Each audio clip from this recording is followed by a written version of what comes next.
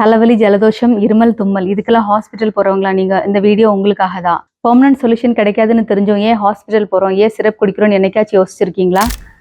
நம்ம பாடியில சின்ன சேஞ்சஸ் நடந்தாலும் நமக்கு முதல்ல வர்றது தலைவலி தான். எக்ஸாம்பிள் நீங்க அதிகமா யோசிச்சாலே உங்களுக்கு தலைவலி தான் வரும். நீங்க ஒரு டஸ்ட்டுக்குள்ள போயிட்டு வந்தா கூட உங்களுக்கு தலைவலி பிளஸ் ஜலதோஷம் பிளஸ் டஸ்ட் அலர்ஜி எல்லாமே சேர்ந்து தான் ஒண்ணா தான் வரும். இந்த தலைவலி ஜலதோஷத்துக்கு நம்ம தாத்தா பாட்டி காலத்துல நம்ம அம்மா அப்பா காலத்துல என்ன பண்ணாங்கன்னு தெரியுமா உங்களுக்கு? வீட்டுக்கு பின்னாடியோ வீட்டுக்கு பக்கத்துல இருக்க மூலிகையெல்லாம் பறிச்சுட்டு வந்து ஒரு பாத்திரத்துல கொதிக்க வச்சு அவங்க ஆவி பிடிச்சிருவாங்க.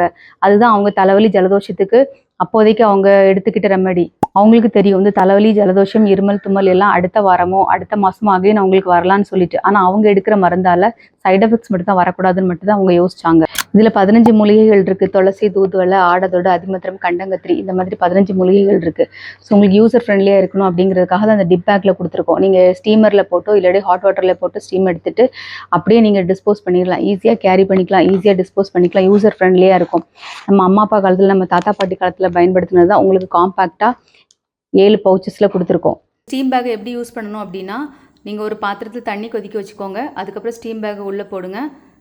டேரெக்டாக ஸ்டீம் எடுத்துக்கோங்க. பெட்டர் ரிசல்ட் கிடைக்கணும் அப்படின்னா ஒரு பெட்ஷீட்டை வச்சு கவர் பண்ணிக்கோங்க. ஸ்டீமரில் இதையே ஃபாலோ பண்ணுங்கள். ப்ராடக்ட் வேணால் கீழே இருக்க நம்பருக்கு காண்டாக்ட் பண்ணுங்கள். இந்த பாக்ஸ் 100 rupees. இதில் 7 பவுச்சஸ் இருக்கும்.